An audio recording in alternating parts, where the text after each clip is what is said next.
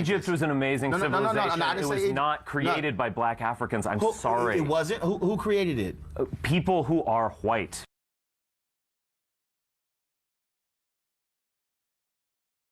So if man originated in Africa, which means that they were Africans, then all of a sudden when you talk about the amazing works of the Egyptians, they were people of color. I know that's a little rough for you to handle, but I know you want to hold on to that, somehow thinking whites built the pyramids, but I'm trying to understand. Yeah, we did. No, you didn't. No, you didn't, because first of all, they were building things in Egypt while white Europeans were still in caves. That's a fact. That's a fact. Absolutely true. First of all, the greatest genius when it came to the building of the pyramids, do you know what those are white people, by the way. Who are white people? The Egyptians are not African. I'm sorry. Do you know where Egypt is? Yes, it's in North Africa. Many of the early archaeologists came to the study of ancient Egypt and ancient Nubia from the perspective of Semitic languages or the study of the Hebrew Bible. And it was very important to them to bring Egypt specifically into the sphere of biblical studies. And so they had to carve Egypt away from Africa to bring it into that sphere. And the way that they did that was they used race. So these early archaeologists effectively made ancient Egypt white in the sense that they made it part of a dominant Western culture, and ancient Nubia was separated from that. It was black. And this was how they took Egypt out of Africa and put it into this Semitic sphere, this biblical sphere. And that is also one of the reasons why we are taught that Egypt is not in Africa. Egypt is supposedly in the Middle East. There's no such thing as the Middle East. What folk are dealing with is removing Africans from Africa, removing African history from the story of African people, and assigning it to other people, whether that history is political history, scientific history, or religious history. Our story has been stolen and has been used by others to empower themselves, and that's one of the reasons why we are the most physically, emotionally, economically, and spiritually disenfranchised people on this planet, because we don't know our story. We listen to everyone else's interpretation of us, and all of those interpretations present us at our lowest. So until we can step back and be courageous enough to identify that African that is in us and begin to see the world through their eyes, we will always be inferior to others.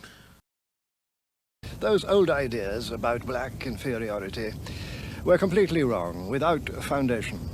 As it happens, modern science has given us a vast fund of new and reliable knowledge which shows that the black peoples do indeed have a history of their own, as rich and strange, as long and sometimes surprising as any major branch of the human family.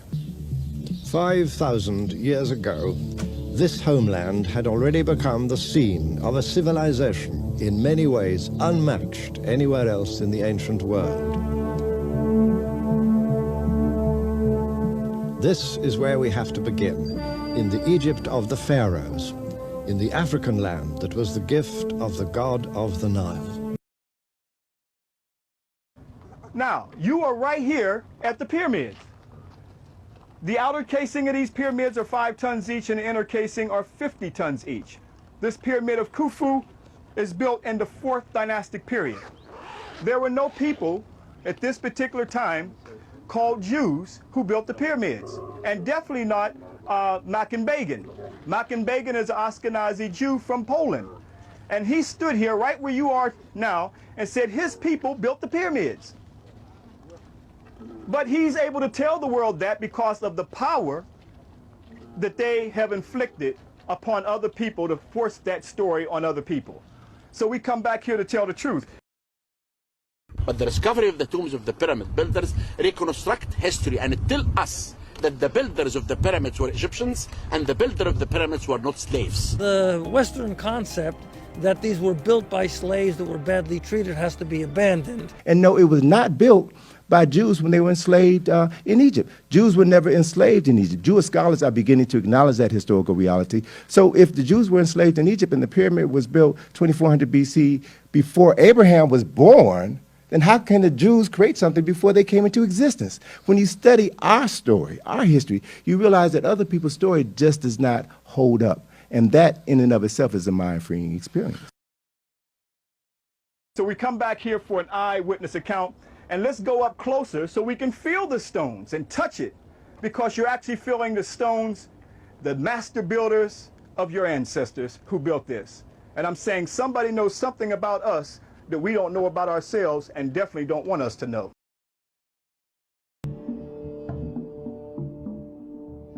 Now the Egyptians call their land Kemet, and they use a piece of charcoal, a burnt piece of wood as charcoal, to symbolize what they mean, the blackest black.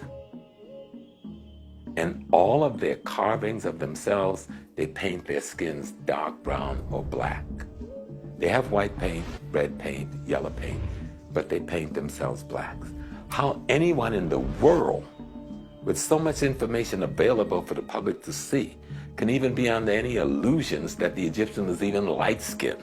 Just when you look at climate and weather, if you go to Egypt, you will notice that the weather is quite hot. And you will notice that it is almost impossible to be able to be outside dressed the way the carvings on the walls are as it relates to the people. Because you would get melanoma before we even knew melanoma existed. So they could not have been depigmented or less pigmented. They have to have been heavily pigmented. So what we have then is various eyewitness descriptions where people visited Egypt and they left an account of the Egyptians in their texts. So what you have is people like Herodotus, who describes them as black-skinned and woolly-haired. Galen, who describes them as having short, black, dry, and brittle hair. Not to mention, as Dr. Clark has taught us, where in the world did they do what they did in Africa? He used to say, are you telling me that Eurasians came out of Europe and built Africa up, but never went back to Europe to develop their civilizations the way they did in Africa? Or does it make sense that it was built up in Africa and it was sporadically brought across the globe to China and to Iraq and to Iran and into Europe, where you have the Stonehenge? Would that make better sense? So the answer is, there is no question at this point. Egyptians are black. The real Egyptians are black, because the real Egyptians, they are real Africans. So those people in Lower Egypt, you see in Cairo, Alexandria, and the Falahins area, they were mixed between the Turkish, Mamluks, French, English, Romans. So those people who come to attack Egypt in that time, they couldn't come to Upper Egypt, to the south, which we still have the same color, our dark color or black color. Now, just for the education of our viewership, why don't you share with us a breakdown of Egypt as it is today, insofar as blacks or combinations thereof of European descent and what have you? We don't have Egyptians of European descent in Egypt. We have a population which is basically which is basically a mixture of ancient Egyptian blacks who intermarried with Arabs right after the Arab conquest. The ancient Egyptian population was brown and black. For instance, you have a discipline in academia called Egyptology. Now, what is Egyptology? They say, well, it's the study of Egypt. Well, no, it's not the study of Egypt. Egyptology was created by the Vatican in order to make sure that there was a screening mechanism in place to explain away the truth that was being excavated every year, that kept giving them proof of who the ancient Kemites were. So Egyptology and Egyptologists are essentially agents of this information. Where else do you see a society, a people, and a way of life actually become a science? Unless you have specific purposes to make sure that the information that you are gathering on those people are given the proper perspectives to maintain the lie. So you don't get an Americology, you don't get Europology, you don't get Russiaology. Richard Pryor, right? When he had his special back in 1977, there's a scene. They only allowed him to do 5 shows. In fact, they were rather ignorant because it took them 5 shows to realize what the brother was really doing.